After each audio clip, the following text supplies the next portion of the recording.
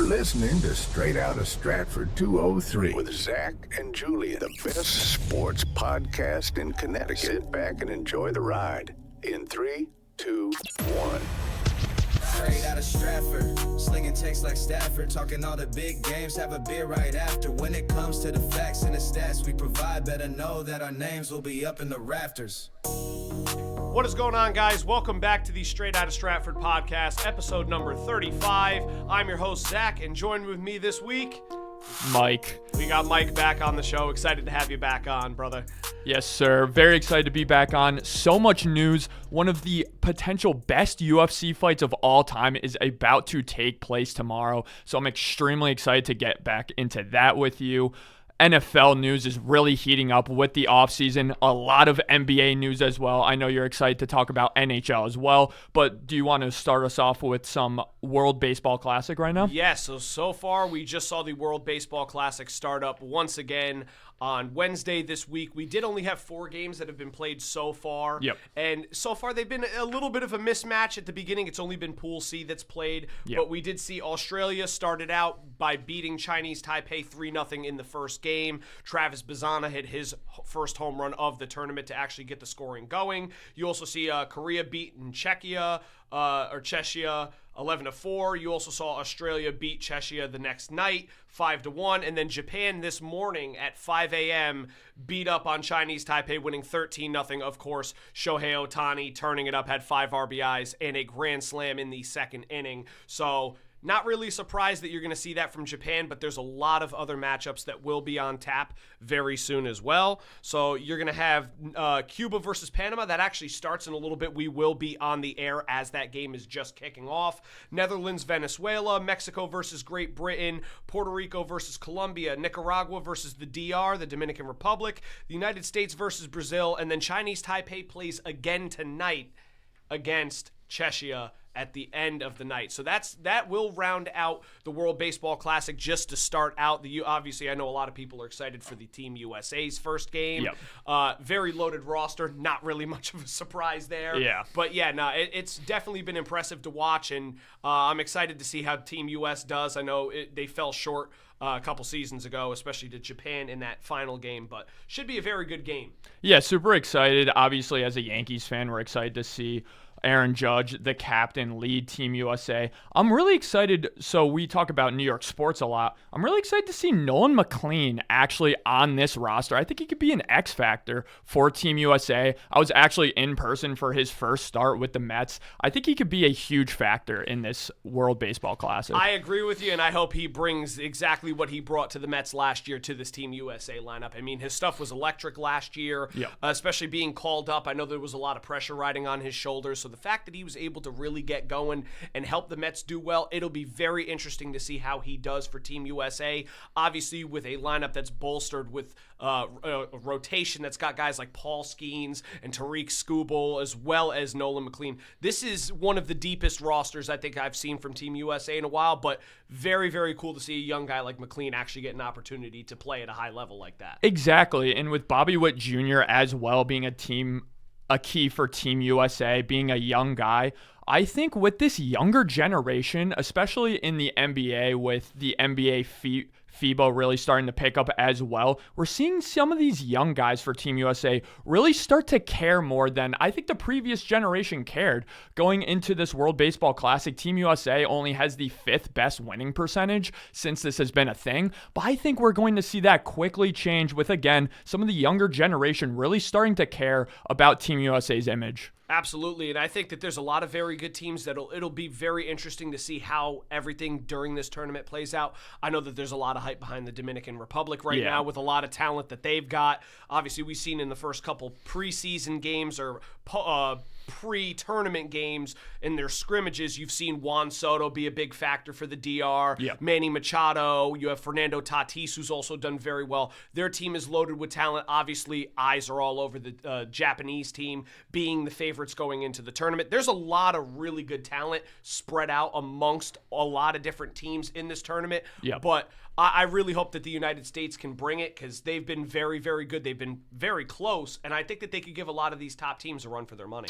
Yeah, I agree. They're a pretty big favorite, and I actually saw Japan is actually third in the odds right now with the Dominican Republic at second. I know Japan has a couple of question marks, especially with their defense. You're going to have a guy like Yoshida who really does not play the outfield all that much. He's going to have to play significant reps in the outfield, of course, with Shohei Ohtani playing that DH position. So it's going to be really exciting to watch these teams play out here. Absolutely, and it stinks that it only goes on for so long, and it's right before the MLB season, so you do have a couple players that did not decide to play. Yeah. Even guys like Francisco Lindor's not playing for Team Puerto Rico, even though he very much wanted to. Yeah. Another guy is Mike Trout, same thing, not playing for the U.S. national team, even though he's been a face of that team for a while. So not having a couple guys like that really does sting, but at the end of the day, it should be a really good tournament. I'm excited to see how everything plays out. But like I said, we got a lot of stuff we're going to be covering today. It's just the beginning of the World Baseball Classic.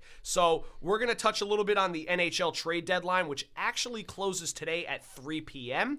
We're not really going to go crazy into detail because there's a lot of the major moves that still need to be made, and it'll probably either be made while we're on the air right now, with our luck, or right after we get off of the air, which is another one that happens with me and Julian all the time, is the big news always breaks the minute that we click, okay, final, done. And we walk out of the studio, and 2 minutes later, you check on your phone, and you get, oh, well, this person signed, or hey, this person got traded. So NHL Trade Deadline, couple big ones that did happen over the past couple of days. I mean, there's a few. You saw Connor Murphy going from the Chicago Blackhawks to the Edmonton Oilers for a 2028 second-round pick. Dallas Stars getting Tyler Myers from Vancouver. Mackenzie Weegar getting traded to the Utah Mammoth from the Calgary Flames. For Ali Mata, Jonathan Castagna, and 3 2026 second-round picks. You also saw forward Jason Dickinson get traded to Edmonton along with Colton Dock from the Chicago Blackhawks for Andrew Mangiapane and a conditional 2027 first-round pick. Like I said, there's a lot of moves. It's been crazy so far. Obviously, the eyes are really on what happens with the New York Rangers, especially for me. Yeah. I know that they had a trade that went through last night, and that was Sam Carrick getting traded to the Buffalo Sabres for a third-round pick and a sixth-round pick. Obviously, not the greatest return, but also kind of understandable why they moved off of him for that price. But the big domino that's waiting to be moved, if possible, is Vincent Trocheck. I know that there's been a lot of rumors going around with him, and the Rangers actually released a statement this morning saying that they would be very content with keeping him if the offer did not match what they were really looking for. So that's the one name that everyone's really looking out for, including myself. But I wouldn't be surprised to see a couple other really big moves go on right before the deadline. We got one actually late last night before that Buffalo Sabres trade. And that was defenseman from the Washington Capitals, John Carlson, leaves and goes to the Anaheim Ducks for a 2026 conditional first-round pick and a 2027 third-round pick. That was a huge one. He's going to go down as one of the best defensemen in Washington Capitals history. Very, very surprising to see him move, but again, Washington kind of fell off out of contention for a little bit. They're still not bad. They're definitely in better contention than the Rangers are. It's not really saying much, but again, it's going to be a surprise to see him in a jersey other than the Washington Capitals, which was kind of a shocker. But again, like I said, there's a lot of trades that are going to go on right after we probably end up getting off the air, and as I'm starting to get to work and getting ready to do everything. So it'll be interesting to see who gets moved. If Vincent Trocheck ends up getting moved, wouldn't be surprised if they end up keeping him. I wouldn't be upset, but again, we got a lot of other stuff we'll cover. We're actually going to go into something that you brought up to start the show off, and that is the UFC 326 taking place this weekend in Las Vegas, Nevada. Main card is absolutely stacked. The main event of the evening is one that a lot of people have been waiting to see again. The rematch between Charles Do Bronx Oliveira and the BMF man himself, Mr. Max Holloway. Should be a great fight. Man, I'm so excited. And I guess we'll start it off by talking about the fact that this is the BMF fight. The factor about these BMF fights, of course, it was really coined by Nate Diaz and Jorge Masvidal. We've really never seen grappling in a BMF fight. And if you're a Charles Oliveira fan, that's going to absolutely terrify you because clearly his path to victory in this fight is going to be in the grappling. Max Holloway is probably the second best striker in the history of the 145-pound division. And we've seen consistently in UFC history, when a guy goes from a lighter weight class to a heavier weight class, that skill set really translates to the heavier weight class, being quicker, being faster, being more technically sound. And we've seen that in so many Max Holloway fights at 155 at this point. Charles Oliveira, of course, the biggest hold of his game is that striking defense. So if this fight really takes place on the feet, it's not going to be a great time for Charles Oliveira. He's going to be hit consistently, and he really is going to be outpointed in this fight. So if you're a Charles Oliveira fan, you do want to see him grapple in this fight. Absolutely, and I know we talked about it before we actually came on the air today too, and the big thing was this is a rematch that is, I believe, going on 11 years in the making. The first fight happened in 2015. Oliveira did go in with an injury prior to the fight, ended up having the fight end very early, and Holloway ended up walking away with the win. But I think 11 years down the road now, a lot of the fighters, well, especially both of them, have changed as fighters. They've definitely improved in their careers. But we know that when it comes to battling on the feet, the one person that has the clear-cut advantage is going to be Max Holloway. He's the BMF champion for a reason. He's notorious for the whole point down at the center of the ring and say, hey, let's throw him right now. And we saw what he did to a guy like Justin Gaethje, who's one tough son of a gun. So it's going to be very interesting to see who ends up taking the win in that fight. But again, I think you kind of nailed it right on the head.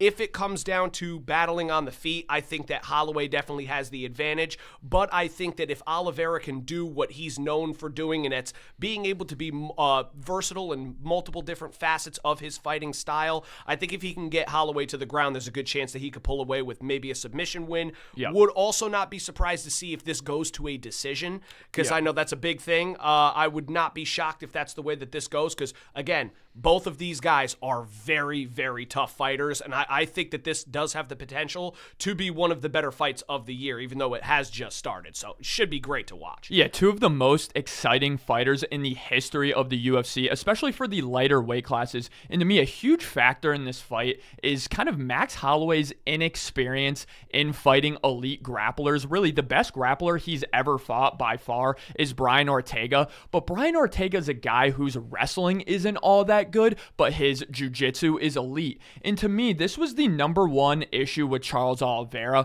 coming up in the lightweight division was he has elite jiu-jitsu, he has a lot of power on the feet, but his wrestling isn't great. We saw really him get to the jiu-jitsu, him get to the grappling on the feet on the ground, via his striking, right? With Justin Gaethje versus Charles Oliveira, the grappling sequence happened because he knocked down Justin Gaethje. We saw with the Max Holloway fight with Justin Gaethje, he got knocked down by Justin Gaethje in that fight. So the thing is with Max Holloway, he's been knocked down pretty consistently in his past couple of fights. I think the old mantra of him never getting knocked down is basically gone at this point. I don't think he has the same chin. So even if Charles Oliveira can't really get the fight to the ground via his grappling, I think he's going to have an opening or two, maybe later on in the fight, to knock down Max Holloway, then to jump on a submission like he's done in so many fights in the past. Absolutely. And like I said, it's going to be one fight that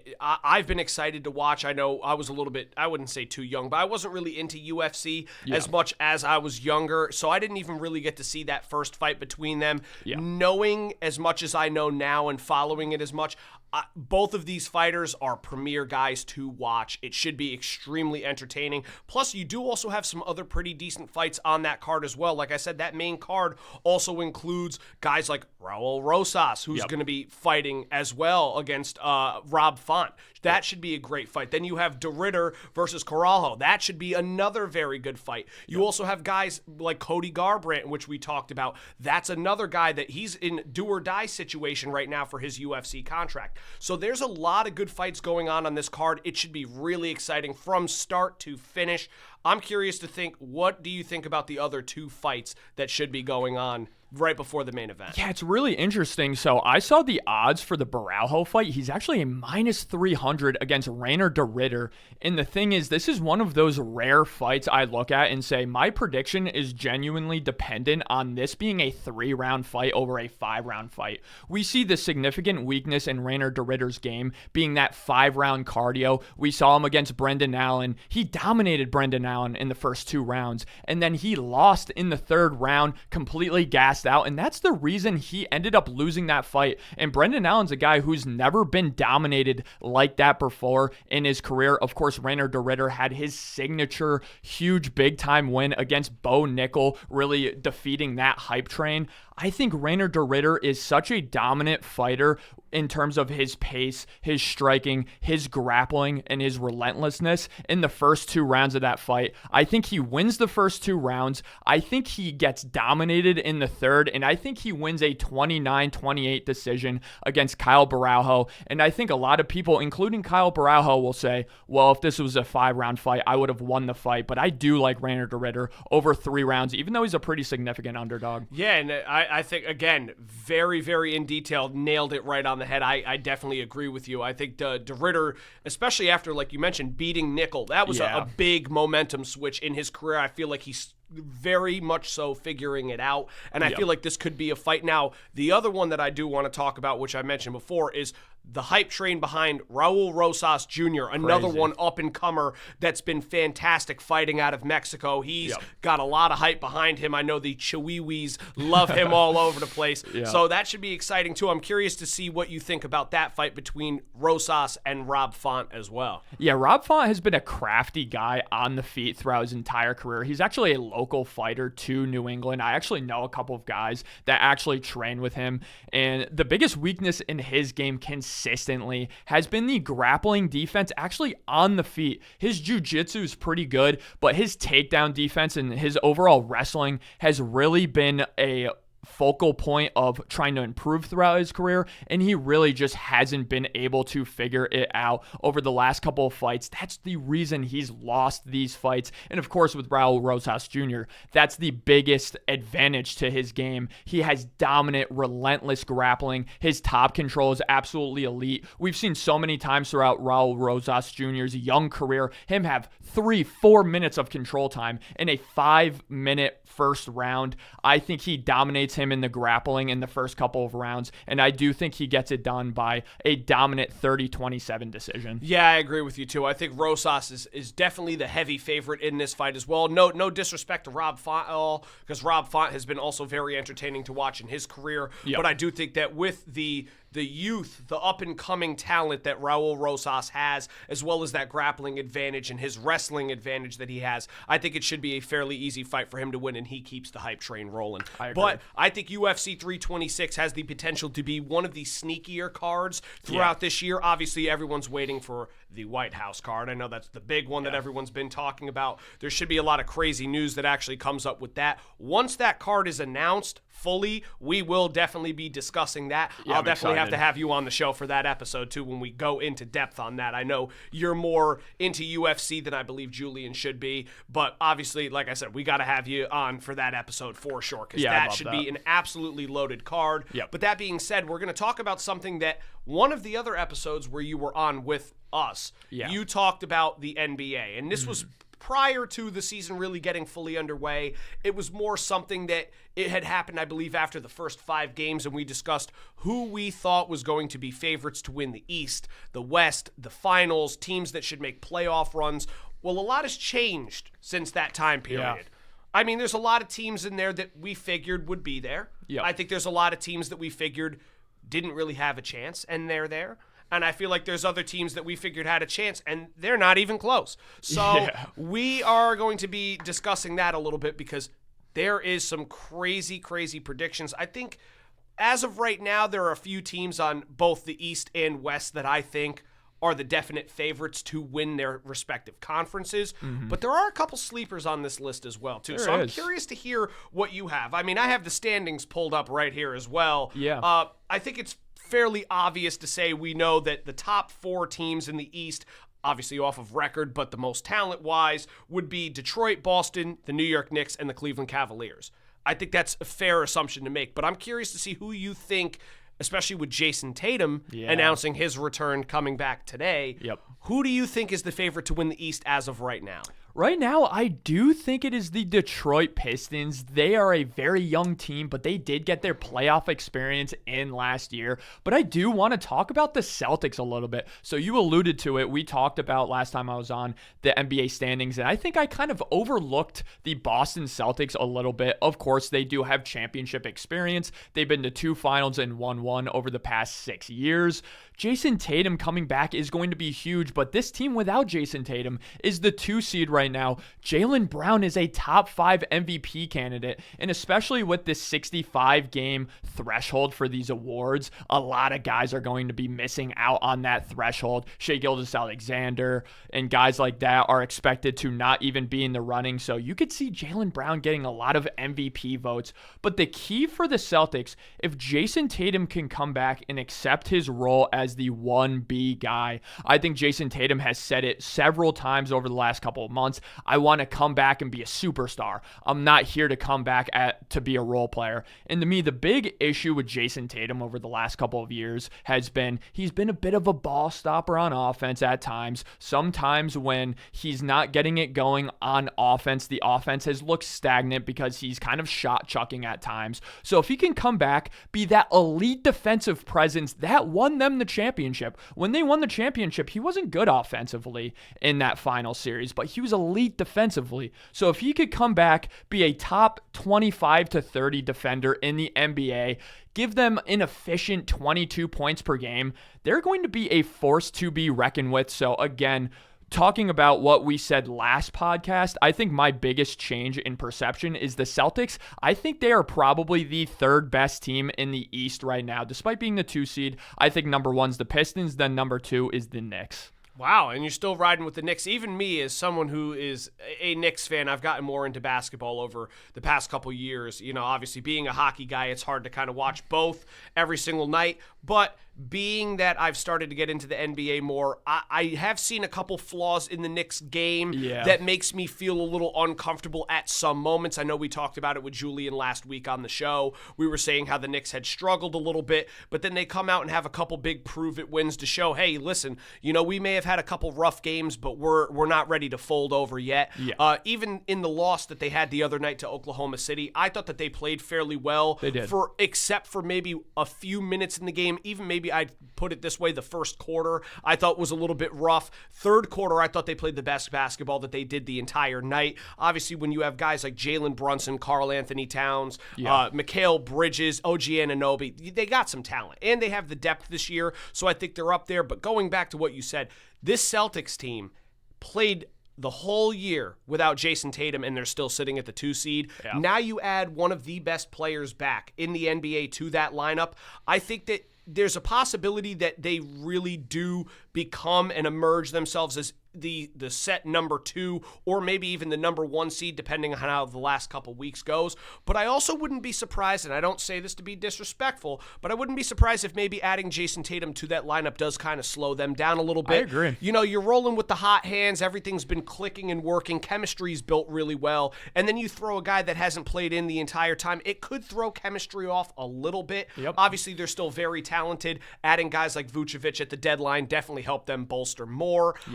I'm very curious to see what the Celtics look like when Tatum fully returns back. I know that he should be at full strength. He's practiced and scrimmaged for a couple weeks, but it'll be interesting to see how they look from here. But I do agree. I think that the Pistons have been very, very impressive. That playoff experience was the one thing they lacked. They finally got a little bit of that last year.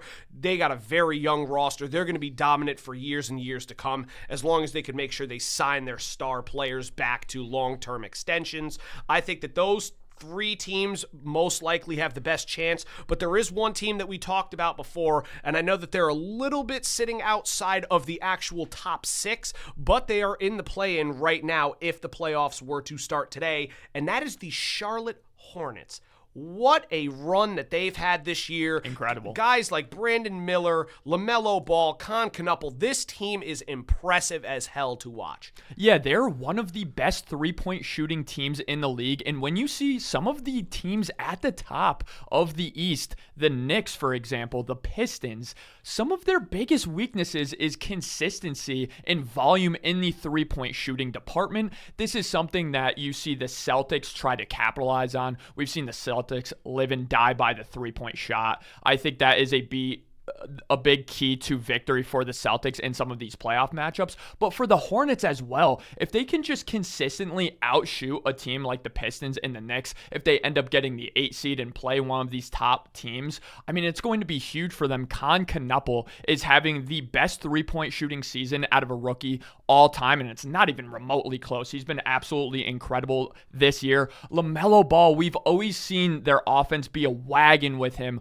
while he's stayed healthy, but one of the bigger weaknesses for the Hornets that I think will ultimately lose them a first-round matchup against a team like the Pistons is the defense. They are very offensively oriented, and you alluded to it earlier. The Pistons have been elite this year, and the number one reason, of course, is Cade Cunningham, but the number two reason is this elite defense they've been able to bolster with Jalen Duran, Asar Thompson, Jaden Ivey. Even Tobias Harris is really contributing significantly, and that is what makes me nervous about a Knicks matchup against the Pistons. It's the defensive difference between these two teams. I think the Knicks probably, out of all the contending teams in the East and West, so about the top 8 teams in the NBA, they probably have the second worst defensive duo in the contending teams, and I'm alluding to Brunson and Cat. I think the worst is Jamal Murray and Nikola Jokic. We will get to them when we talk about the West, but really Brunson and Cat have really just struggled as a defensive duo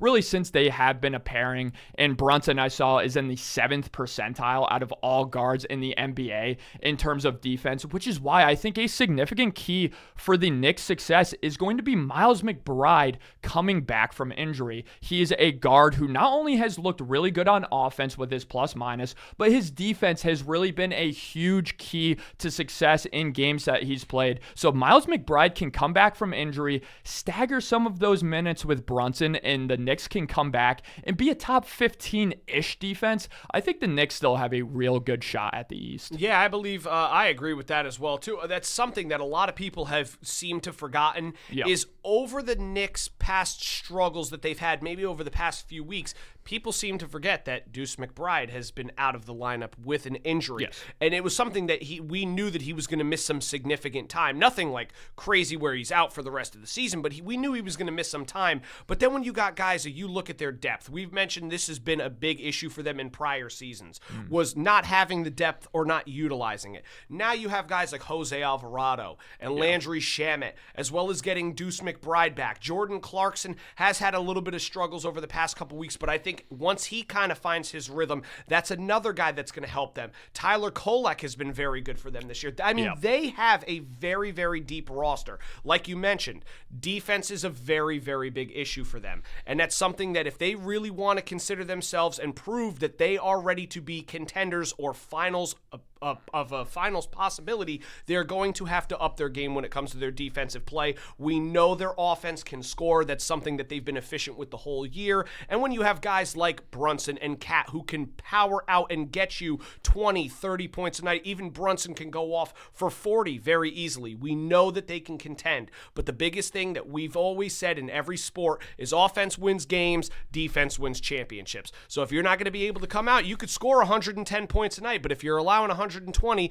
you're not going to make it far in the playoffs, especially in a very offensive-presidented game that we see today. It is no longer what it used to be where defense was the big thing. Now it's a lot more scoring that we see in the NBA. So if you're going to win games, defense is going to be the most important part for you, especially making playoff runs. So, again, I think if the Knicks can do that, they're definitely considered with some of the top teams. But when you have teams like Cleveland, who have been pretty decent defensively over the past couple of weeks, you have teams like Boston, who I think that could be very, very efficient on defense as well. And then you have Detroit, who's established that they have one of the best defenses in the entire Eastern Conference. It's going to be an absolute shootout brawl that we're going to see for the top spot in the East. I'm can't wait to see what happens there. But now we can kind of transition over to the West. Yep. Because that's what I said a couple weeks ago was I thought that the West was the premier conference. I seem to be not too far off. I think the East has definitely given the West a little bit of a run for their money. But again, the West is absolutely stacked at the top. It's impressive to watch. Teams like OKC, I don't even have to say anything there. Defending NBA champions for a reason, but also a team that we mentioned on that episode 19 earlier in the year. The San Antonio Spurs are an absolute unit. They're incredible. They've won 3 games against the Thunder. I think last time we talked, they had won 1. I mean, they're 3-0 against the Thunder. It's been absolutely incredible to watch. Call me crazy. I just don't believe in the repeat champion in this era. We really haven't seen it. It's been so hard with all of these elite role players and a lack of kind of superstar talent, and it's kind of spread out on teams, whereas we don't see teams with 3-4 superstars on it anymore, especially the Thunder, where the Thunder have, an MVP candidate in Shai Gilgeous-Alexander, and all of the other players on their team, like Jalen Williams, for example, are kind of your fringe, like elite role players to like borderline all-star level players. It's going to be so tough for OKC to repeat, and I actually think the Spurs, in my opinion right now, match up just so well against the OKC Thunder. They're actually my team to make it out of the West right now is the Spurs. That's what I was saying is before, especially when we talked about this on that episode where we, it was beginning of the year when we're kind of getting into, what teams do you think can win? I was a big advocate in saying the Spurs team, their roster from top to bottom is loaded, especially when you're led by guys like Victor Wembanyama and you have Stephon Castle and De'Aaron Fox. This team is extremely, extremely talented, and they've proven it time and time again, especially against the defending champs in OKC, but also having a dominant win over the Detroit Pistons earlier this week as well. They have been extremely fun to watch. Victor Wembanyama, also another guy, definitely one of the most premier talents in the NBA right now. It's no surprise. They've definitely come for the top spot, and they're not too far out. They only sit 2 games back with a couple weeks left to go, so I wouldn't be surprised if they could sneak their way up and maybe inch a little bit closer to the number 1 seed out of the West. But I think those 2 teams especially have been very dominant. I think that Minnesota has been very, very good so far. Houston, I've been fairly impressed with another team that, although they sit 5th right now in the standings, for some reason there's something that sits in the back of my head saying you have to watch out for them come playoff time, and that is the Denver Nuggets. When you got a guy like Nikola Jokic and you have other guys like Jamal Murray as well, you talked about that tandem. Although their defensive prowess hasn't really been as good, offensively what they can do with the ball is extremely, extremely tough to stop. I think that they're going to be a team to watch in the playoffs as well. Like I said, the 1 through 8 from the West, to me, it's basically anybody's game. I think that there are some definite favorites like we've mentioned, but I think that the West is going to be another one that's going to be an absolute shootout to the finish. Yeah, they're absolutely stacked. The Nuggets are a really, really interesting conversation.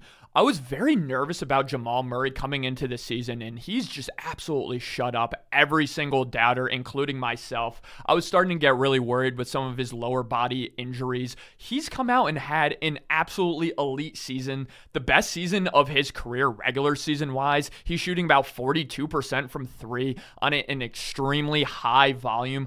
My issue with the Nuggets right now, they're 23rd in defense, and we see the bottom third of the NBA genuinely not even trying to win games. So they're basically in the realm of tanking teams in terms of their defensive percentage. And we see the number 1 common denominator of these elite defensive teams. We're talking about the Pistons. We're talking about Victor Wembanyama in the Spurs. It's their big man. It's their center anchoring that defense. There's a reason why Rudy Gobert and the Timberwolves, and even dating back to his Jazz days, has one of the best plus minuses every single year in the NBA. It's the reason why the Timberwolves are so elite defensively, not only, of course, with Jaden Daniels, but of course, Rudy Gobert as well. It's that big man defense, and it's something that the Nuggets were always able to kind of hide with Nikola Jokic. But at this point, with Aaron Gordon being injured significantly, that's really hampered their defense. And to me, the number one issue I do have with the Nuggets is Michael Porter Jr. not being there. He was such an elite third option, not only offensively, but his defensive versatility, being this guy who's 6'10", 6'11", could play the perimeter, but could absolutely, on a dime's notice, switch onto a big man and play that paint defense. With them swapping out Michael Porter Jr. for Cameron Johnson, I do think they've really missed that defensive presence that Michael Porter Jr. brought to that team. Yeah, and like you mentioned before, sitting at 23rd in defense in the NBA is definitely not something that I think is going to translate well. It's just when you look at their team with experience and guys like Nikola Jokic, Jamal Murray, and the depth of that roster as well, they are extremely talented. But like I said, they've definitely established that they are not closer to the top like the San Antonio Spurs have, where we've seen them be efficient not only on offense but also on defense. Same thing with Oklahoma City. They've proven it time and time again this year. So again, like I said, there's a lot of teams in the West that I think that can compete, but it goes back to that main theme that I just brought up a couple minutes ago. Offense is going to win games. Defense is going to win championships. I think that Denver could definitely make some noise in the playoffs. Now, I don't know if they're going to elevate themselves back to a championship run again like we saw from them a couple seasons ago. I definitely think that the top two teams right now being OKC and San Antonio, I think it's between one of those teams to make it out of the West. Would not be surprised to see maybe Minnesota squeak in. I know that there have been a lot of analysts that have talked about that, saying this is not a team to look over. This is a team to keep a very close eye on, because snap of your fingers and they'll be right in your rearview mirror waving at you saying, hey, we're coming and we're ready to go. And they have a lot of talent on that team as well, obviously led by a guy, Anthony Edwards, absolute stud, still super young into his career. I think that he's one of the best talents that we've seen in the NBA, especially at this point right now.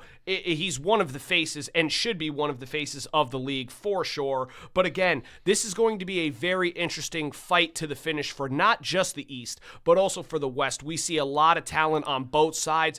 If you had to pick right now a finals matchup, who do you think is going to the NBA Finals this season from both sides?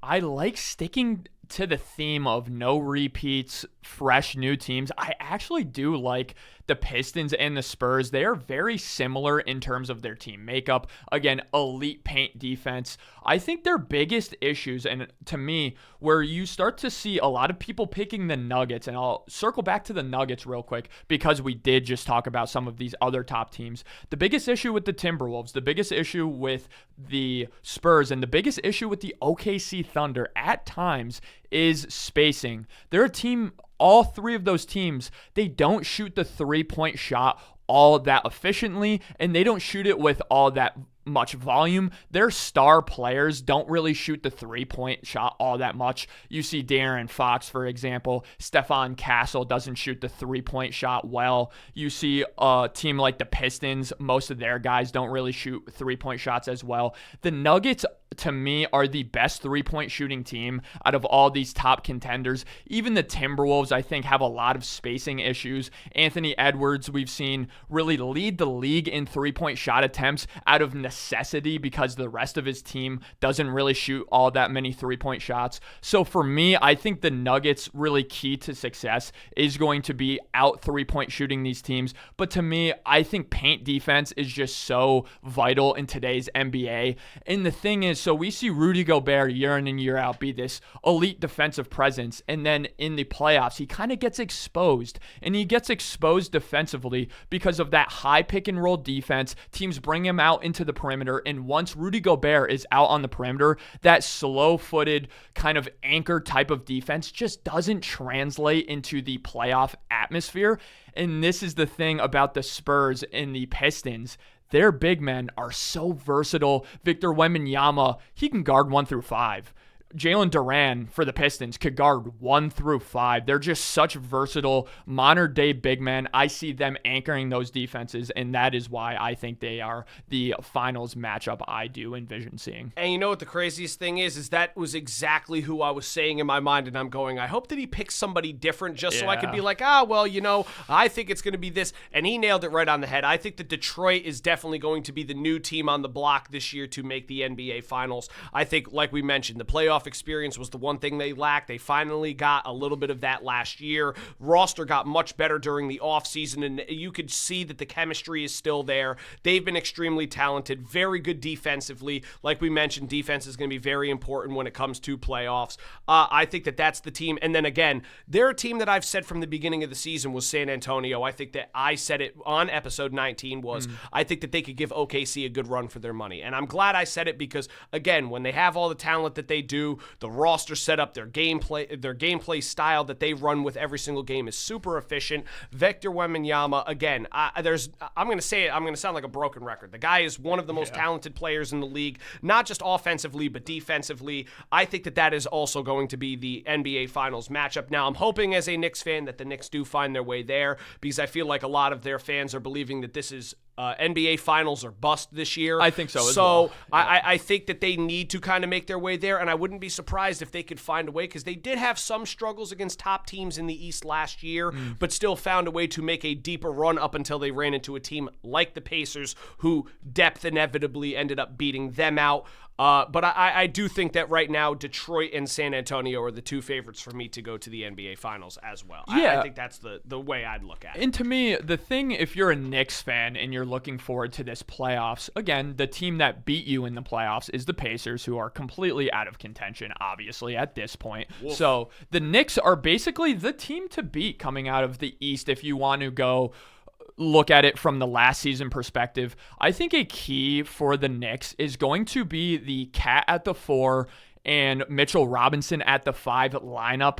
I think when you have Mitchell Robinson really anchoring that 5 position, I think he was elite in that Celtics series last year. I think he is really one of the key reasons why the Knicks have had a really good matchup against the Celtics over the last few seasons. So if they can really improve their defense with Mitchell Robinson in the playoffs, anchoring that 5, Cat at the 4, you just can't count out Brunson. I think he's a top 3 to 5 clutch player in the NBA. Brunson just finds a way to get it done offensively time and time again. So I can absolutely see a Game 7 dogfight between the Pistons and the Knicks. And when it's a 5-point game in Game 7, you like Brunson to try to get it done for the Knicks. So I could definitely see I think last time I was on the show, I predicted the Knicks to make it out of the East. I do like the Pistons at this point because of their defensive prowess over the Knicks, but I think it's about a 50-50 matchup still. I agree, and even though the Pistons have given them a lot of trouble during the regular season, I know, like I said, the Knicks have done that before where regular season matchups, they really don't match up well against certain teams, but the minute the playoffs come around, I don't know if it's just something clicks, the intensity's just brought up a little bit more, but again, they've played fairly well this season. They still give me a lot of hope that they could be the team, but obviously, leaning to what you said, Detroit has been a very pleasant surprise this year to watch. Again, with their youth, their experience level starting to build, the chemistry, the talent level, it's all there. So I would not be surprised to see them make it. But again, as a Knicks fan, you kind of hope that the Knicks are there. But again, don't count out the Boston Celtics yet either. I'm not going to count them out. I think that that's another team that's very, very sneaky. Like we mentioned, adding Tatum back is going to be massive to them as well. So now we can kind of move off the NBA a little bit now that we have talked about that and kind of made our picks for what we think the rest of the season is going to kind of look like. But we had a lot of NFL news that took place over the past couple days. And so get ready, strap on your seatbelts, get buckled up because we got a lot of news. So we're going to start out with a couple of the minor things first because I know there were some very major moves that took place over the past couple of days. We can kind of run through it fairly quick. We'll kind of go back and forth with it. So you had the Vikings informing Aaron Jones and Javon Hargrave that barring a trade, they're both going to be released at the start of the month this year.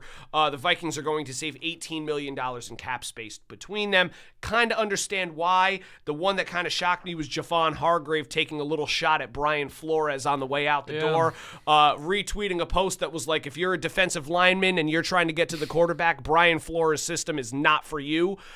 Very, very surprised by that, but I could see why Aaron Jones was going to get released. Veteran, older, up there in age, contract may be a little bit too expensive. Their goal is to get younger, as we've seen, so it's not really a surprise there, and they want to make room to sign a couple potential free agents, and the running back market is actually pretty decent this offseason, so it's interesting. And I think the Vikings are actually one of the favorites to land the elite running back out of Notre Dame. I think that is a great fit for their offense. And I want to talk about Brian Flores for a second. He's an elite defensive coach who has been a head coach in the league. There's a reason why he's not a head coach right now. I think most people say it's because of the lawsuit that he's had against the NFL. And I think that is the most significant reason, but there has been a significant issue with the relationships he's had with players. I think the number one kind of news coming out of his tenure with the Dolphins was the significant division between him and Tua Tagovailoa. Now, I think it hasn't aged well for Tua, and I think it's aged better with Brian Flores as he's gone on to be an elite defensive coach for the Vikings, and Tua has just completely fizzled out. And we will talk about that a little bit with maybe Kyler Murray being able to go to the Dolphins. I think he's one of the favorites to land there. But with Brian Flores, we've just seen time and time again when players leave him and leave his system, they've just been dissatisfied with how he's treated his players. I think he's a guy who's just extremely tough on his players.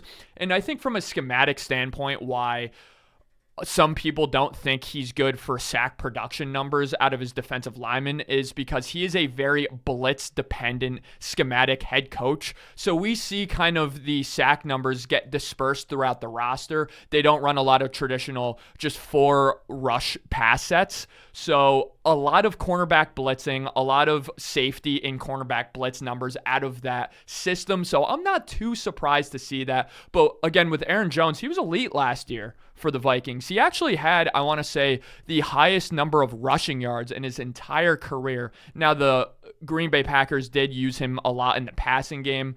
So to me, from a schematic standpoint, that does make sense. But yeah, it's going to start to get tough for the Vikings to maybe attract free agent talent on that defensive side. Yeah, and I think that especially after they lost Sam Darnold not last year, but the end of the season prior, I think that was kind of a sign that they were going to regress a little bit more. Not that everyone thought that Sam Darnold was going to win a Super Bowl with Seattle, but I feel like a lot of people started to realize that there were a couple guys that once they left, they knew that they were going to have to rebuild, especially going with J.J. McCarthy. You know, him not getting any younger with Aaron Jones, other guys on that defense also getting a little bit older as well. I think a lot of people kind of saw the regression coming, not to the same extent of where they went, because I know that there was some hype behind J.J. McCarthy, but again, the way he played last year and with injuries that he's had prior in his career, it was not easy for them. I wouldn't be surprised to even see them take another step back this year. I think that that's going to be a big struggle unless they can go out and find themselves a quarterback to give JJ some competition. I think it'll be interesting to see, but we do have other moves that we're going to talk about. So we saw like the Chiefs informing Jawan Taylor that he was going to be released to save $20 million in cap space. The Commanders releasing Marshawn Lattimore to save cap space, which was $18.5 million. The Texans releasing Jimmy Ward, saving them $750,000 in cap space. Then you have the Colts, surprisingly, this is one I know it's not a release, but the Colts placing a transition tag on Daniel Jones for $37.83 million. That one was a little shocking too, but I could kind of see why after having the year that he had, that they weren't sure whether they wanted to offer him something long-term or at least just place a tag on him for now to see if, hey, maybe he comes back from injury and he could replicate similar numbers, that they'll keep him around for the long haul.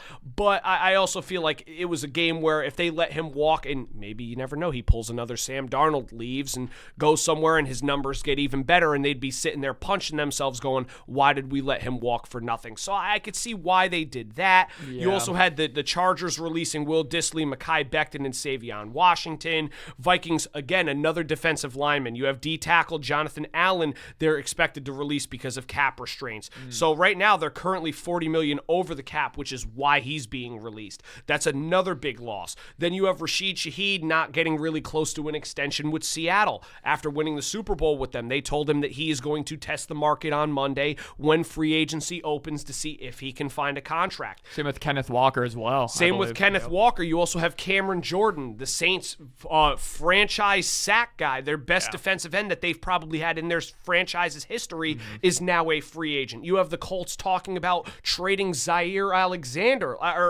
Franklin, sorry, not Alexander. It's nuts. Then you had the Rams go out and they ended up signing Tyler Higbee and Cam Curl to extensions. Those are some big moves. And those aren't even the biggest moves that we're going to be talking about. I mean, there is some crazy stuff going on. But speaking of the big stuff, Let's get into the big stuff. Yeah. So to start it all off, the Detroit Lions trade David Montgomery to the Houston Texans in exchange for a 2026 4th-round pick, 2027 7th-round pick, and offensive lineman Juice Scruggs. Now, this I could kind of see it coming. Yes. I didn't necessarily think that Houston was the place he would be traded to. I did have a feeling Montgomery was going to be moved because after the way he played, especially in his tenure with the Lions, he's a running back number 1 on a lot of other franchises right now. Yeah, absolutely. And I think we talked about it a lot when I was on the podcast, really the last 2 times. One of the issues the Texans had all season was just that abysmal running game. I mean, they were running out the corpse of Nick Chubb out there for a lot of the weeks. Yep. So to get David Montgomery in there, he completely fits that inside zone, just smash mouth run scheme that they have ran over the last couple of years with CJ Stroud. It's going to be a huge move for them. If they can kind of transition the perception around their team to being this, year 1 and year 2 of CJ Stroud was phenomenal. I think they bought into that a little too much going into last year. We don't even have to worry about the run game. Let's completely neglect the offensive linemen in terms of the run game. Let's completely neglect the running back position. CJ Stroud, all arrows go. We have Nico Collins, and it just didn't work out for their offense this year. They kind of took a step back and they said, look, we have the best defense in the entire National Football League. Why are we trying to win games with CJ Stroud's arm? Win games with our defense, control the game with our offense, running the football. This is a huge, huge move for a Texans team that really were contenders this year. Obviously, they had a hideous playoff game offensively against the Patriots, but if they can kind of just subdue some of those woes in the running game with David Montgomery, that's a huge, massive move in the landscape of the NFL, in my opinion. And the one thing a lot of people didn't even talk about, which this is what I saw from the move. Yeah. What happened that made them decide to get Montgomery with Joe Mixon?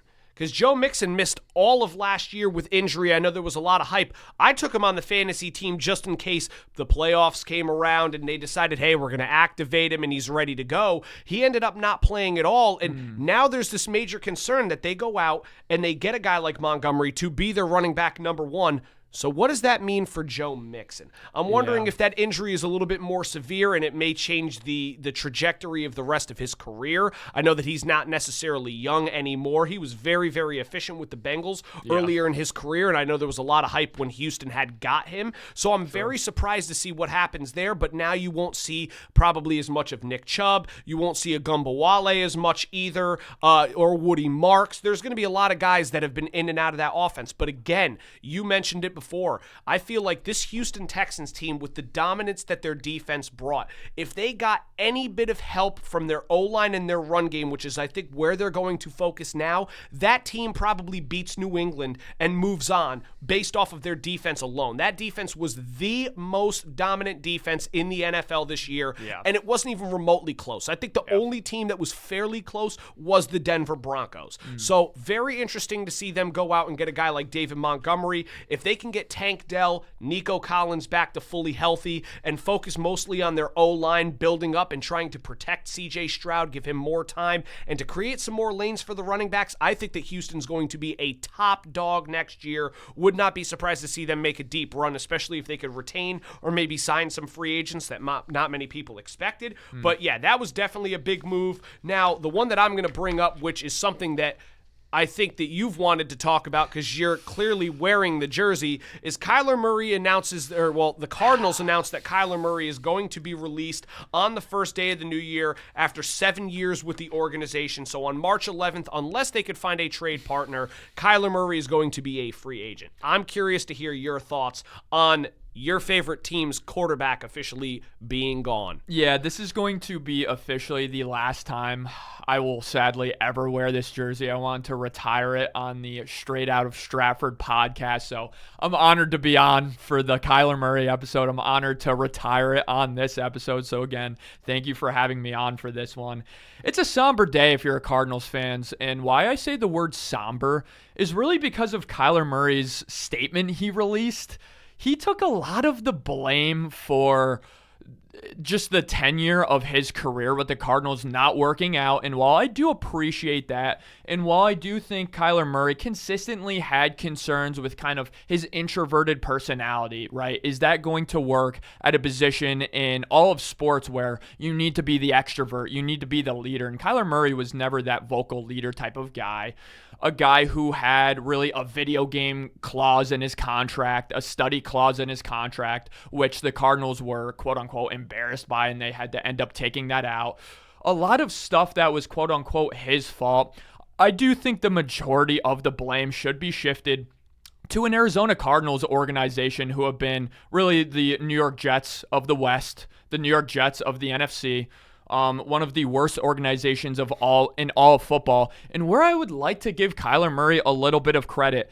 I think out of any player the Cardinals have ever drafted in the history of the organization, there's been no player who's affected the win and loss category quite like Kyler Murray. Of course, Larry Fitzgerald and Patrick Peterson just don't have that effect at the position and the positional value that they brought to the table. So for Kyler Murray to come in quickly in his NFL career, lead the Arizona Cardinals to a 9-0 start to a season they ended up losing to your Rams in the playoffs, who ended up winning the Super Bowl that year. I think the Cardinals and Kyler Murray deserve a little bit more credit than they got with that roster that was just abysmal defensively. They were absolutely carried by Kyler Murray in the Kyler Murray era, and we even saw last year, so many of my friends are always like, dude, Jacoby Brissett was so much better than Kyler Murray this year. Statistically, sure. Jacoby Brissett won one game the entire season for the Arizona Cardinals, and Kyler Murray won 2 games in significantly less starts. Kyler Murray consistently gave the Cardinals a chance to win, and for that I do thank him. But again, it needed to come to an end. It just wasn't working out. With a new head coach, you want him to get a fresh start, and we'll talk about free agent Malik Willis in a second here. I think he will be an Arizona Cardinal shortly, but it's just a sad day for a Cardinals fan. Yeah, and the curiosity behind it, especially for me now, is obviously you see the Rams offensive coordinator Mike LaFleur heading over and taking over the head coaching position of the Arizona Cardinals now. And now the big question that lies in Arizona's hands is based on their future. Where do they go from here? Where does Kyler go? But more importantly, who do you think Arizona goes after? Now, we could start out with where Kyler Murray, I think, goes. Sure. To be honest, there's a lot of teams that they've brought up. So teams like Minnesota, you mentioned Miami. I think Atlanta is a very good option. The Pittsburgh Steelers could potentially be an option depending on what happens with the whole Aaron Rodgers saga. Now, a team that we talked about over text before the show was the New York Jets. I think that the Jets definitely should avoid it, but knowing the New York Jets, they will make a stupid move like this and end up going and getting a guy like Kyler Murray without having really any help around him. I think that that's a big one. But the one that shocked me that I saw from a lot of different pages is Kyler Murray signing to the LA Rams. Now, the reason why I could kind of understand that, but again, I don't know how I feel, is we know that Stafford is going to be your quarterback going into next year. Kyler Murray definitely needs a fresh start. We know that.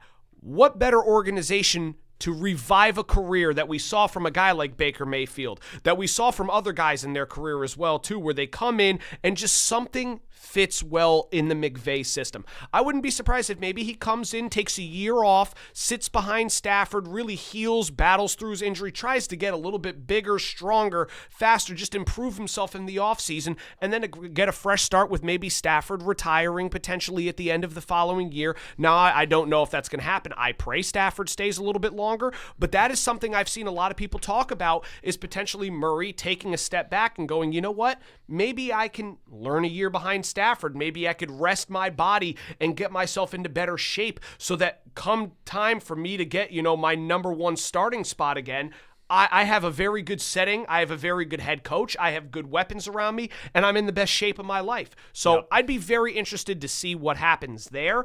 Personally, I think that Atlanta is the destination that he chooses. I think that Atlanta, especially right now, knows that Michael Penix is a little bit in doubt for his future. I know he's had very rough injury history. Obviously, Kirk Cousins is going to be released from the team as well. So there is a void there for the quarterback position. I think that with Bijan Robinson, with Kyle Pitts, with Drake London, and with some of the other weapons Atlanta has, I feel like they're just really a quarterback away from competing in a division that's very up in the air right now. Yep. And I think that Kyler Murray, knowing that he does bring winning to the table and has that aspect to his game, I think that'd be a great spot for him to end up. Yeah, I completely agree. I think the Falcons are a great middle ground between, okay, I want to start right now, I want to get into the mix, and I want to play next season, but it's still a really good situation for me. But going back to the Rams point, I think Kyler Murray really needs to exercise patience in his next destination. Of course, we just saw Sam Darnold exercise patience over the last couple of years. He went to the 49ers, learned under an elite head coach, went out to his next team, was elite for the Vikings, and then, of course, brought it all together for the Seahawks to win a Super Bowl with them. We've seen Mac Jones do similar right now, and we could see him being really good next season or the season after. And with Kyler Murray, I think he has some patience in him. Let's look back to his high school college career for a second here. He's arguably the best quarterback prospect ever to come out of Texas. He goes to Texas Tech. He's this elite player, but he says, I want to up my game. So he goes to Oklahoma. He sits behind Baker Mayfield for a year, exercises that patience, and then he ends up winning a Heisman Trophy for Oklahoma. I could so see Kyler Murray having that mindset of, let me take a step back in my career right now. Let me go to an elite organization like the Rams, learn under a guy who he's been with in Cliff Kingsbury, who recruited him at Texas Tech as well. Let me go to an elite organization like that, and let me just try to get my career back with a Rams team.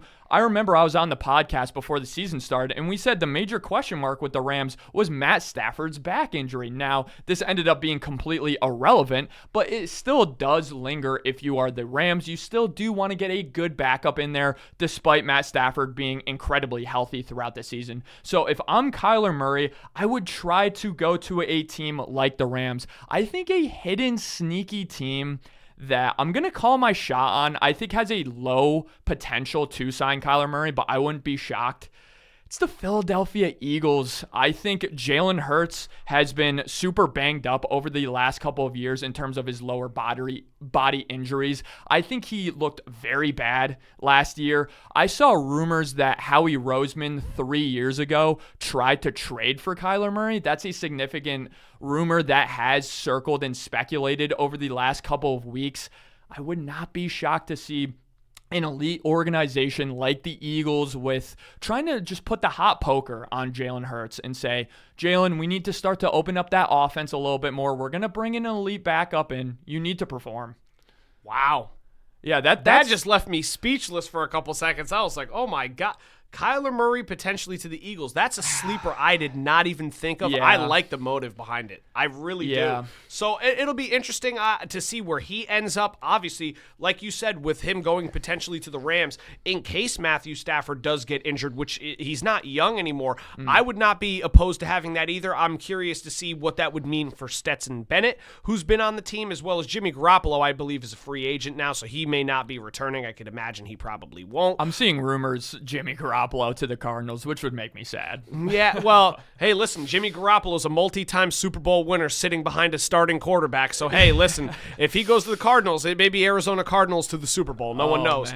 But yeah, no, so that's going to be very interesting to see where Kyler Murray ends up as well, and maybe who the Cardinals end up bringing in. I think you did mention Malik Willis as the number one option. I wouldn't be surprised if maybe there's a couple other names that float around through there as well. But we are going to start talking about two potential franchise tags that I mentioned on the prior episode that did officially end up. One of them went through, the other one did not, and that was Trey Hendrickson not getting franchise tagged, which means that he is a unrestricted free agent, but then the New York Jets placing a franchise tag on running back Breece Hall. Now, the Hendrickson one, I thought that the roles would be a little reversed between Hall and Hendrickson. I thought Hendrickson would be tagged, but then they would use that to trade him, whereas I thought that Breece Hall would not be tagged because I felt that the Jets wanted to go in a different direction. They knew they needed a fresh head start. We know that Breece Hall's been banged up in his career, but we've also talked about the likes of guys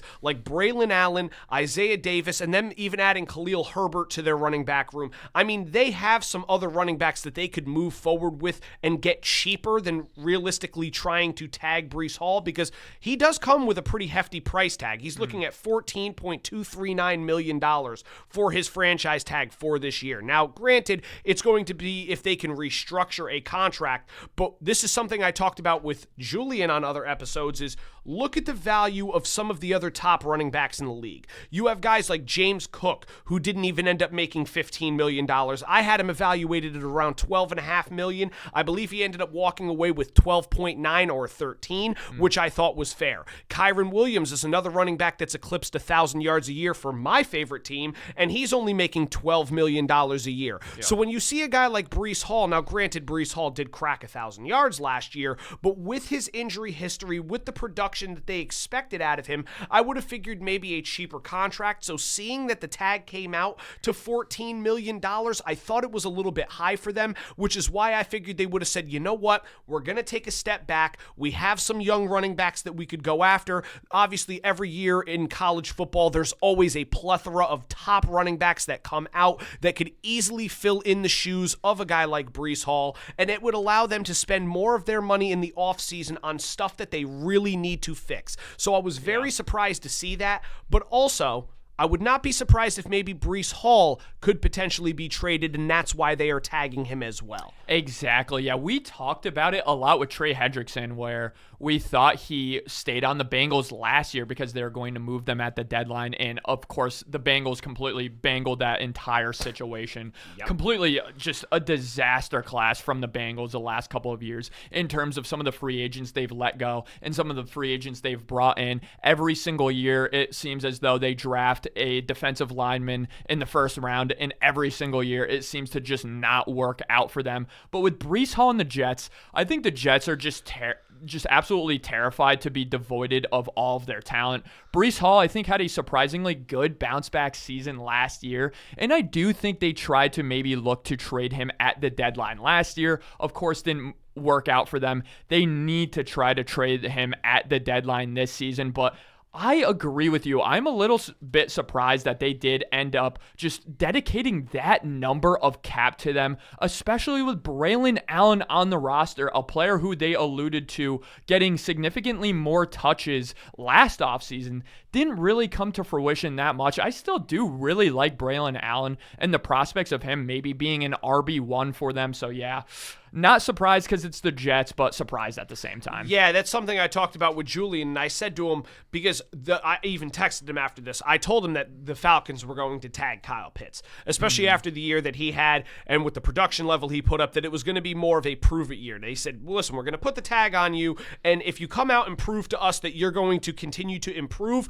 then we will offer you a long-term extension. I thought it was going to be similar when I said I thought Breece Hall was not going to be tagged, but if he was tagged, I thought that he was going to end up being moved. I'm glad you brought up the fact that we all thought that he was going to be traded at the deadline. I know there were rumors going around like crazy that Breece Hall was going to be a Kansas City Chief. Yeah, obviously, that did not happen. So I'm curious to see if he does stay with the Jets going into the middle point of this year, especially into the trade deadline. I would not be surprised to see him get moved, but I'm glad you said what you said about Braylon Allen, because that's a guy that I've known Jet fans, and I know a couple of them have been very high on Braylon Allen. So like I said, I just figured instead of allocating the money and putting it towards a franchise tag on Breece Hall, maybe focus that money elsewhere, like building a wide receiver room, focusing it more on your offensive line, maybe going out and trying to sign a cheaper quarterback or trying to potentially trade for one. I thought there were a lot of options. I just did not see Breece Hall staying with the Jets. But again,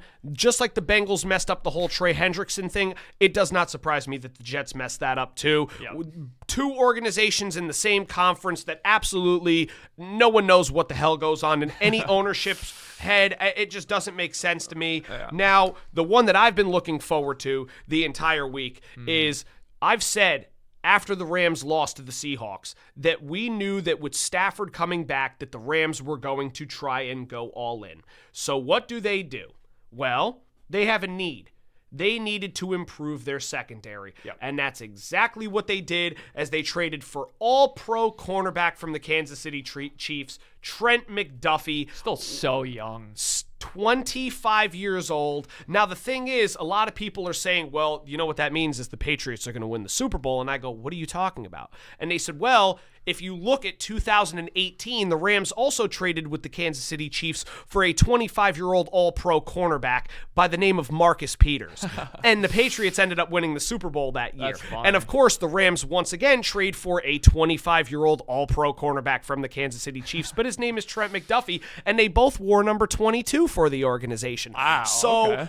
Everyone that's a Patriots fan, don't get your hopes up, Yeah. please. But, yeah, that's a little commonality a lot of people are seeing. It's very but, funny. yeah, no, Trent McDuffie is officially an LA Ram. I'm pumped for it. I know PFF had him ranked in the top 12 for corners last year. A lot of other ranking systems had him ranked as a top 5 corner in the NFL since he first joined. Obviously behind names like Patrick Surtain, Derek Stingley Jr., and a couple others as well. But Trent McDuffie is exactly what the Rams needed. They need a number one proficient corner that could play in multiple different schemes, whether it be man or zone coverage. He can play in the slot. He could play on the outside. That is a guy that is going to help them with one of their biggest flaws they had the entire year, which was needing secondary help. Yeah, this is such a quintessential Rams moves. F them picks. That's you're the right, Rams. baby. The thing about the Rams, they've been just so consistently, and I think really them being so comfortable in this trade is just the consistency they've had in the later rounds of the draft. But I would love to talk about the schematic fit with Trent McDuffie and the Rams for a second. So we talked about it a lot with the third Rams-Seahawks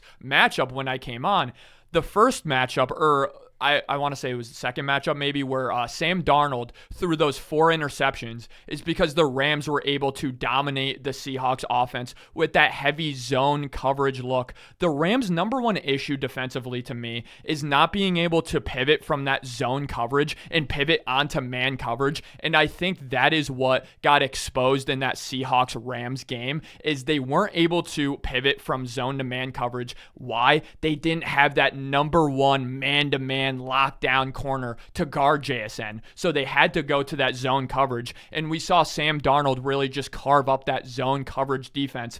In my opinion, there has not been a player in the National Football League who's been asked to do more over the last couple of years than Trent McDuffie has been asked to do in that just aggressive, blitz-heavy, cover one man scheme that Steve Spagnuolo has ran year in and year out. That's been the staple of his defense, being super aggressive and asking Trent McDuffie to be a lockdown man-to-man corner. And the fact that the Rams end up just filling their number one need with that shutdown man-to-man corner, now they can run any defensive scheme they would want to. I mean, it's just an absolutely massive move for the Rams. And I'm glad you said it the way you said it, because this is something that I've explained to a lot of people when, obviously, everyone knows I'm a Rams fan. So after the Rams did lose to the Seahawks, not just the second time that they played, but in the playoffs, a lot of people were saying to me, why did the Rams lose? How come the Rams lost? And I said that the biggest thing that killed them was the fact that, just like you said, the Rams were unable to run man coverage at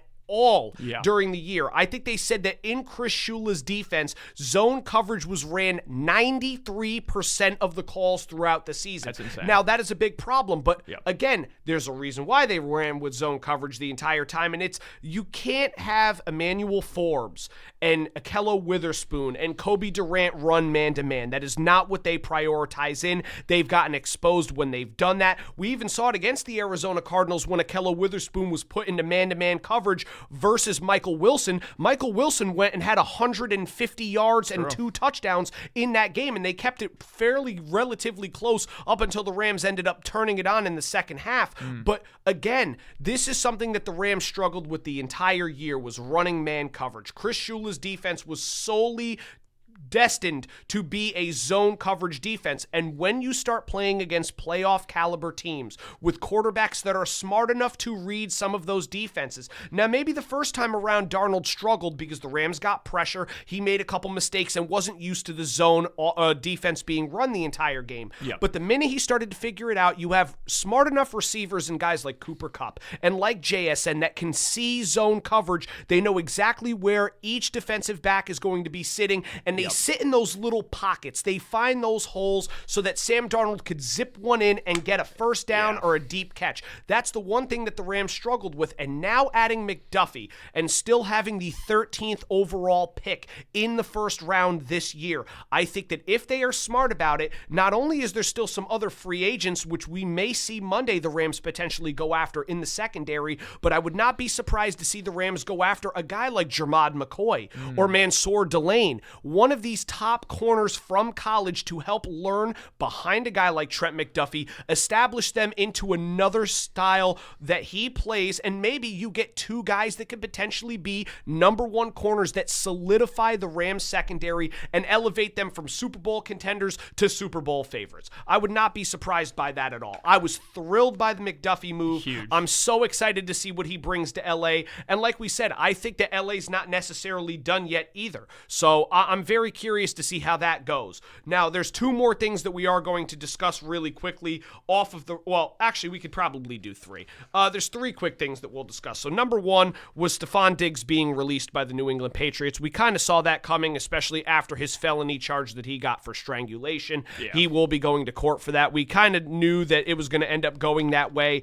Obviously, the New England Patriots were very thankful that he was part of the organization and helped them with their Super Bowl push that they ended up trying to make. Obviously, ended up falling short to Seattle, but Stephon Diggs had a very, very good year, over 1,000 yards receiving, did play fairly well during the playoffs when he was targeted. So it is a shame to see him go out the way that this is. This may end up being the end, depending on what happens with the court cases and the court hearings that he's going to be attending. Yeah. So very curious to see how that pans out, but definitely something that I just wanted to bring up really quick. But then we have two more things that we could discuss. That is, number one, the move that was made yesterday, probably the move of the week, other than the Trent McDuffie move, and that was the Bears trading for wide receiver DJ Moore from the Chicago Bears. They also ended up receiving a 2026 fifth-round pick in exchange for a second-round pick this year. I was very, very surprised by the move. I knew Chicago was most likely going to move off of DJ Moore. Yeah. Obviously, with a $16.5 million cap hit going into that year, by releasing him, it allows them to really establish themselves and maybe go out and try and get a guy like a Max Crosby, or maybe end up signing some other free agents. They do have some very, very good receiver weapons in guys like Rome Odunze and Luther Burden, as well as a tight end like Colston Loveland and Cole Kmet, who they both have. They wanted to get cheaper in that regard because obviously Odunze and Burden are still on their rookie contracts, as well as Colston Loveland. So obviously it was smart for them to do that as they do get cheaper, but it's a really big bump up for the Bills because now they go out and get themselves a wide receiver one that Josh Allen has been begging for years, and now he's finally getting a little bit of help. Exactly. It just makes so much sense for both teams. Again, you alluded to it. With the Bears, you have Rome Odunze, you have Luther Burden, who did start to come on later on in the season. I think you're going to see a lot of 12 personnel, meaning two tight end looks, from the Bears this season. I think they love how Colston Loveland did step up and play really well at the end of the season. Cole Kmet is still really good. So again, makes a lot of sense for them. Now, I don't think they should be too quick to dismiss the impact that DJ Moore did have on their season. I know it really ended sour with the last play of their season being DJ Moore not running a good route, having an interception on that play, and kind of ending that game in a sense. But DJ Moore is a huge acquisition for the Bills. I don't understand why it took the Bills this long. We've been hammering over and over and over again. The Bills' number one need is their receiver room, and guys just aren't getting open in man-to-man or even zone coverage. And what I love about DJ Moore and his skill set, and I've been a huge DJ Moore guy. I've had him on my dynasty team ever since I started it like 5 years ago, even when he was back on the Panthers team. DJ Moore is just such a multifaceted receiver who could run deep routes consistently and get open, and he has the power and the frame to high point the ball and be that elite deep ball winner. He's a guy who can also catch screens, and he's a better running back with the ball in his hand at times, so he's a guy they can run the entire route tree for, and with Josh Allen, it's going to be huge for them. And it's crazy that you mentioned the part of the screenplays as well, because the one thing that the Bills tried to do a lot, and I feel like they weren't really able to execute as well, was they tried the same type of stuff with Khalil Shakir at points throughout the year. And I feel like with DJ Moore's size, with his speed, with his ability to break free, we saw him do it with the Bears a couple times. He had multiple rushing opportunities throughout the year with Chicago. True. So I feel like in this offense under Joe Brady this year, being the head coach, I think that it's a big move for them to bring a guy in like that, because they could try to incorporate the same sort of play styles that Shakir ended up trying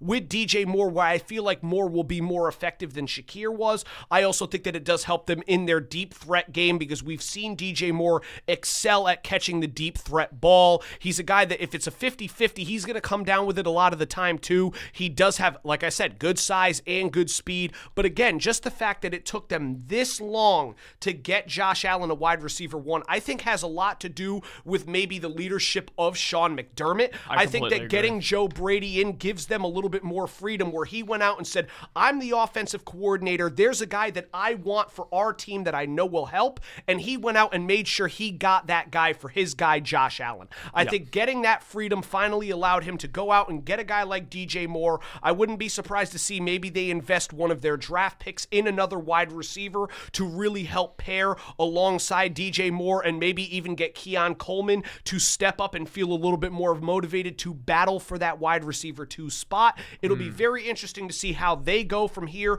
but I like the DJ Moore signing or trade a lot. I think that it's going to work out for both parties, because not only does it help Buffalo try to make a push for the AFC, but like I mentioned, it clears cap space for the Chicago Bears, along with not only DJ Moore's cap space. We also didn't mention that Tremaine Edmonds is also being released by the Bears, which will also clear up cap space, on top of the fact that another thing we didn't mention is Drew Dahlman, their center, retired at 27. Yeah. So in the last 3 to 4 days, they've cleared up $40+ million worth of cap space, which transitions me into my final point that we will talk about, and that is the Max Crosby buzz. I know that there's been a lot of teams that have been in and out of the discussion for defensive end and superstar of the Las Vegas Raiders, Max Crosby. Now, a lot of people have been interested in trying to get him. I know that there's a buzz online. Where does he go? He's the big fish on the market right now that's been talked about being moved for the past couple seasons, but the Raiders have not pulled the trigger. But now, figuring that they're going to go out and get themselves a number 1 quarterback in the draft with Fernando Mendoza, after drafting Ashton Genty last year, it looks like the team is going in a different direction, trying to start very young and rebuild from the bottom up. So if they do end up moving him, there's been quite a few teams that have been in the mix. We've heard Dallas in the mix up until maybe the past couple of days, where they said that they wanted 2 first-round picks. Dallas pulled out and said that they want to focus more on Hendrickson. You've also heard rumors of him going to the Lions. You've heard rumors of him going potentially to the LA Rams. You've also heard, like I mentioned, the Chicago Bears. I think that may be a big reason why the Chicago Bears decided to get rid of some of these guys, is they want to clear up cap space to get a guy like Max Crosby, because the minute you do, their pass rush immediately becomes one of the better ones in the league. You also saw elevation from a guy like Jaquan Brisker last year, who played really well, helped their defense out. He played fantastic against the Rams in the playoffs, but I think adding Max Crosby to that defense puts them more in conversation to be a legit threat in the NFC next season. Absolutely. You have so many guys on rookie contracts with the Bears. Now is the time to capitalize if you're the Bears. I see a lot of parallels with this Bears team. In the Bears team about 7 or 8 years ago, we saw go out and trade for a Khalil Mack, and that really did put their defense over the top. Now their quarterback situation with a young Mitch Trubisky was absolutely abysmal, and their offense really was the reason they didn't end up getting it done in that Khalil Mack era. But I can see them really capitalizing on, again, this youthful roster that made a nice playoff push this year. But for the Raiders aspect a little bit, I want to touch on, I'm starting to get a little bit nervous about the Tom Brady involvement with the Raiders. I think a lot of the falling out with Tom Brady and the Patriots had to do with TB12 and his personal trainer coming in and him never training at the Patriots facility in terms of getting checked up on with the medical stuff. And I think there was a significant rift with the Patriots and Tom Brady because of TB12 and him bringing in all of his guys. Now, I don't think it aged too well for Belichick. I think everybody says, oh, that was all Belichick's fault, the souring of the relationship. But I think now with what we're seeing, a lot of the reports saying Max Crosby and a lot of people in the organization are really turned off by Tom Brady's presence with his training staff, with a lot of the guys from TB12. I think there's a lot of hidden dysfunction going on with the Raiders right now. And the fact that Max Crosby, such an outspoken guy who does have a podcast, who isn't afraid to speak up, I don't think it's a good look for the Raiders right now. Yeah, it's a very tough spot to be in. I know that they've had enough of their own problems going on in and outside of the organization, whether it be the success on the field not being there, obviously certain guys floating in and out of the organization. We saw, Pete Carroll in and out within a single season. You saw Geno Smith come in after being fairly decent with the Seahawks and immediately reverting back to what he was with the New York Jets and leading the league in interceptions up until Sam Darnold, I believe, took over the turnovers total. But again, you're seeing a lot of problems in that organization, but especially with a guy like Crosby, who's been the face of the organization. He's been the guy that has provided them with any sort of spark, especially on the defensive side of the ball. Losing a guy like that is going to be crucial, but I think it's a big part that needs to happen. Now, whether it be through Tom Brady involvement or not, I think that regardless, it's still the right move for them to make because they can get a lot of picks most likely from it, or whether it not be picks but a player. No one knows where he's going to end up going yet, but bringing it back to Chicago. From what I've heard, there's about 4 teams that they've said have been in so far. That was the Rams, the Bears, the Ravens, and the Dallas Cowboys. Now, we did mention that the Cowboys pulled out, but there have been some sleeper teams that have supposedly offered for Crosby. They're looking for at least, I believe, 1 first-round pick and a top player, or 2 first-round picks if a player is not involved. Now, I'm curious to see which way he ends up going, especially when it comes down to, does he end up with a contender? Does he end up staying with the Las Vegas Raiders because they're afraid to pull the trigger and they don't like the value that they're getting out of him? No one knows exactly what way it's going to go, but it seems like from reports, it is most likely that Max Crosby is going to be traded. Now, if it is to the Chicago Bears going back to them, I would be very, very surprised to see a move like that happen, but I think it would be very beneficial for Chicago. I think, like you mentioned before, very Khalil Mack-esque, going out and trying to put your defense over the top with guys like I mentioned, Jaquan Brisker, along with Jalen Johnson coming back and most likely being fully healthy throughout the year. Adding Crosby to that defense immediately makes them a legit threat coming out of not just the NFC North, but the NFC in general. Then going back to the LA Rams topic, depending on what the Rams are planning to offer, because we know Les Snead and company,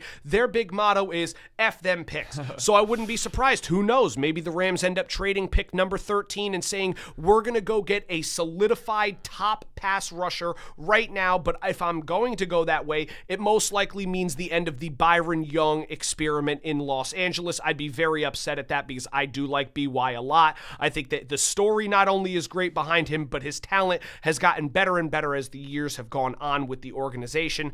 But again, those are the 2 favorites right now. I have heard the Eagles potentially being in the mix because obviously, like you mentioned, Howie Roseman's not afraid to try and take a big swing at something like that in order to really make a statement with the league.